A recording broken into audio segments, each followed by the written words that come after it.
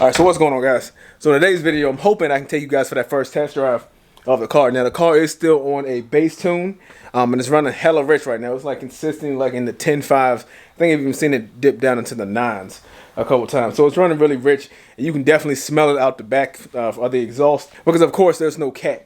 It's just, just kind of bring you guys up to speed. A 3-inch downpipe, and then after the downpipe, it transitions to 2.5. Now there is a 2.5-inch piping, and there's a resonator. It's like a 2-foot resonator in there. Then back into another muffler. So fortunately, the car is actually not loud, which I like. I love. I'll go ahead and get you guys a sound clip in there too. But I think the one issue I'm really having now is I think it has a vacuum leak. For a couple reasons. Anytime I kind of just rev it, again, not under load, but as you rev it, even if I just took it up and down the street, it'll die once you go above like 3,000 RPMs when you come to a stop. So I think it has a vacuum leak. And in addition, let me grab my keys here. So I'm just go ahead, give you guys a quick start up.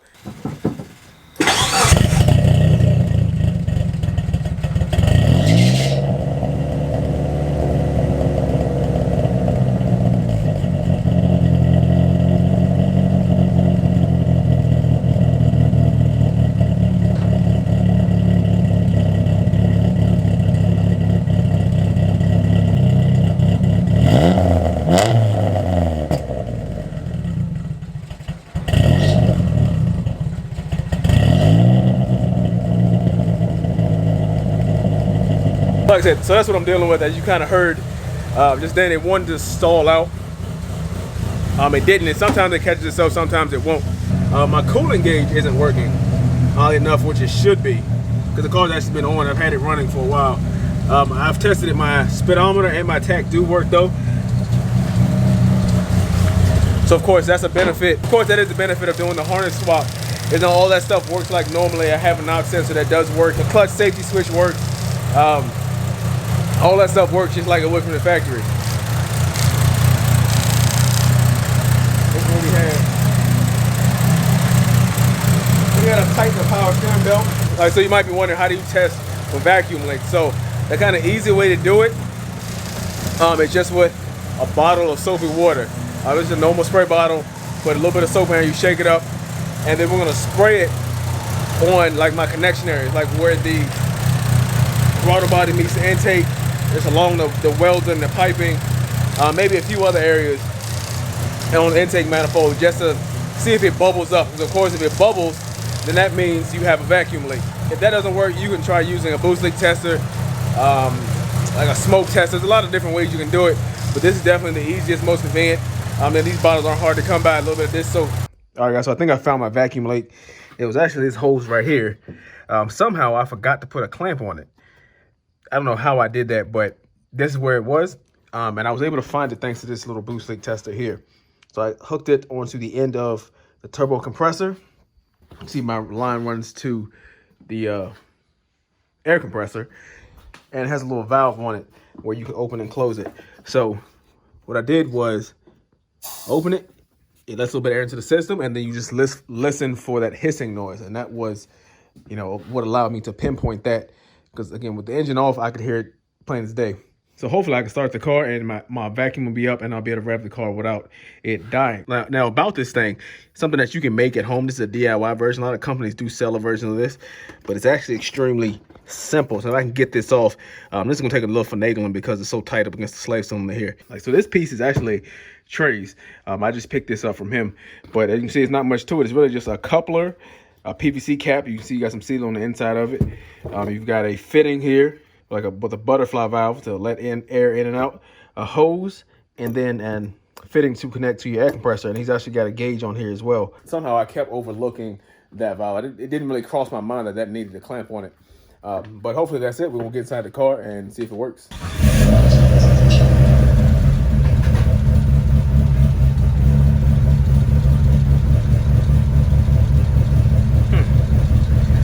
Let's see, if I get on it, is it gonna die?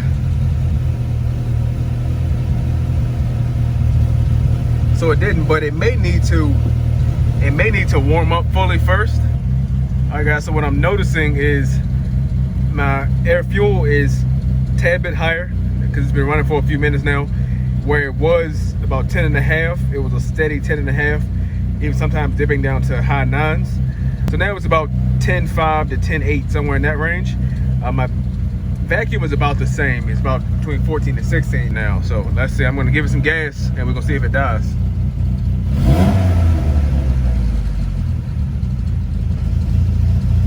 Okay, that's a lot better. Before, it was pretty much almost stalling out when I would do that. I'd rev it up to about 3 grand, it dipped down to 500, sometimes it would catch it, sometimes it wouldn't. Try it again.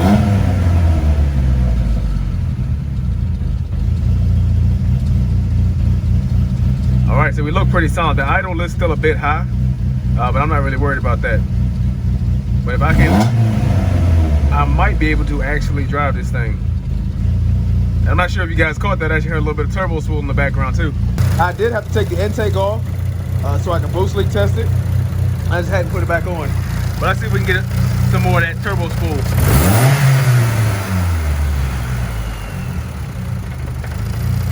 There you go. Got a little bit. We got a little bit of it. I'm not sure if the camera's gonna pick that up or not, but if you're not familiar, you can't build boost while the car is not under load. So you can rev it all day while it's just idling or sitting here, and it will not build boost. You actually have to be driving the car, it has to be load on it before you can actually build any boost. All right, guys, so we're actually in the process of street tuning the Galant. It's actually been going pretty good so far. So it's not the official first drive. We've already made several adjustments. You see I'm kind of wrapped up here. It is late at night, it's kind of cold, and I have not hooked the heat up in this thing yet all the way. We'll go ahead and get started. You see it's running pretty good. We still got some more adjustments. Right now at idle, I'm looking at about 12.7. 12.8, so it's still a bit lean, and it is idling a bit high at about 900 or so RPM. So I got my laptop, I'm gonna get hooked up to ECU flash. We're gonna take this thing out. I've got to do like 30% pulls from 2500 to 5500. Then it wants me to do a couple 50% throttle in that same range, and trying not to hit boost. So it's still running good even in those ranges. AFRs look pretty good, so I'm really not too worried about it. He just wants me to focus on being smooth with the throttle.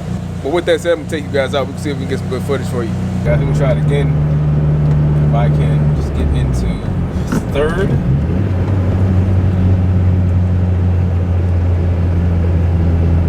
Okay, the car is still not loud, and that's my favorite part about it. And I'm just trying to roll onto the throttle.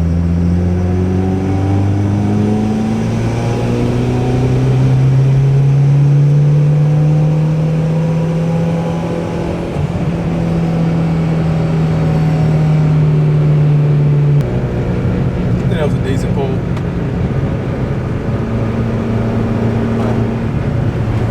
My temps, everything's looking pretty good so far.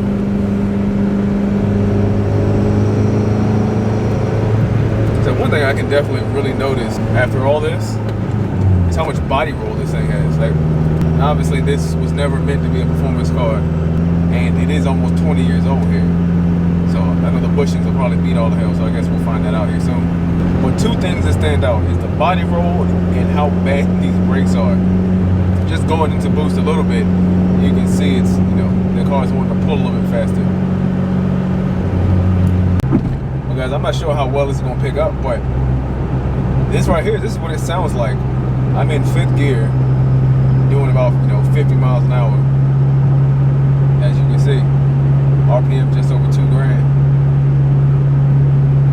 And I don't have to yell to talk. Like, you could hold a conversation with someone in the car without, having to strain yourself and really have to yell at them. And remember, this car has a 3-inch downpipe from the turbo, no cat, and then it goes to that the rest of the eBay exhaust, which does have a fairly large resonator and a big muffler. Like, so at idle, I think it has a pretty nice tone.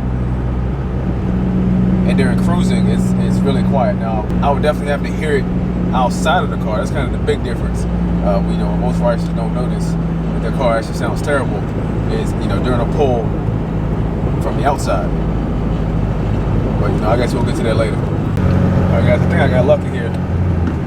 Got no traffic behind me, no traffic really in front of me. See if we can slow it down. Hopefully I can get a good pull for you guys.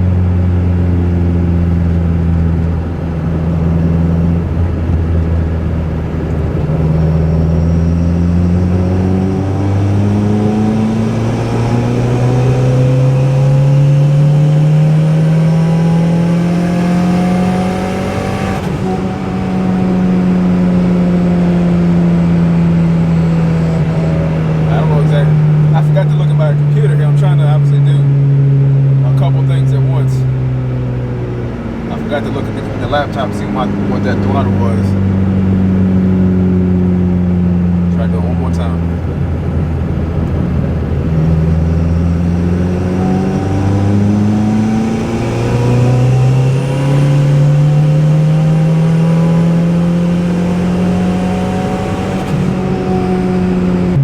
I'm really hoping you guys can hear that spool up and the blow-off valve. Man, that's a sweet sound.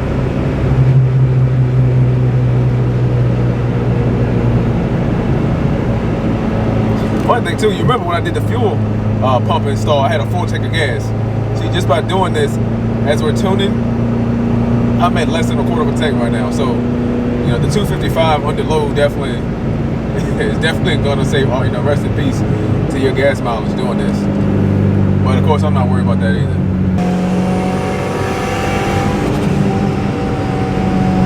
So basically, guys, this is really all I'll be doing.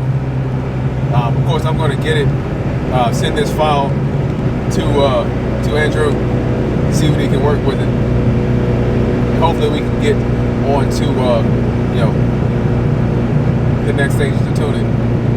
Like I said, this is what sucks about this. So obviously, I'm tuning the car, and I run into this group of cars.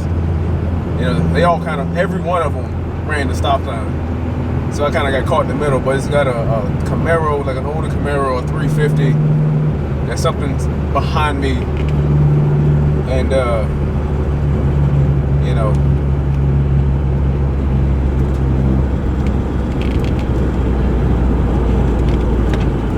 and obviously if this car was tuned, I could easily take him in the 350, but all right, guys, so I feel like we had a pretty good night. I got some good pulls in. Of course, when you're straight tuning, that's really all you're doing. It's just doing a set number of pulls, and you send those files off. Your tuner will adjust them, and then, you know, you come back and do some more. So hopefully we can start wide open throttle tuning here shortly, and I'm hoping to get some footage of that. Of course, I really don't want to be trying to hold the camera and the steering wheel while doing wide open throttle, but I do have a suction cup mount for my camera that I will see if I can find. So we're almost done with this thing, about to be fully boosted on 20 pounds with the electronic boost controller. Like, so unfortunately it has gotten cold, it is winter, so there's not a lot of car related stuff going on right now, which is going to give me the opportunity to fix a few things. Mainly my coolant temperature gauge does not work, the one that's inside the car, which it should, because everything is hooked up. So I got to figure out what's going on with that. And I am going to be painting this car here in the next month or so. So for those of you who don't know, and if you made it this far, it's a little bonus thing for you. I actually did paint this car once. I went ahead and rattle canned it. Something that, again, I had wanted to try. I've seen a lot of people post about it, but that's something I would not recommend personally.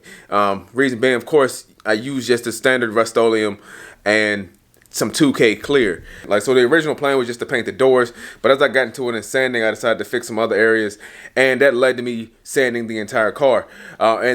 I had initially 2 cans of the 2K clear, and that didn't even cover half of the car on one pass. So at $20 a can, you can see that's going to get really expensive to paint your car that way, and you'd be better off, especially if you already have an air compressor, to just paint it the more traditional way. So I am going to be doing that here shortly. I want to get some more heaters out here. Of course, the one I have, it only keeps it about 50 or so degrees, which isn't too bad, but I do want to bump that up a little bit. But anyway, guys, that's all I got for you. So if you haven't already, make sure you hit that thumbs up button, make sure you hit the subscribe button, and I'll catch you guys later.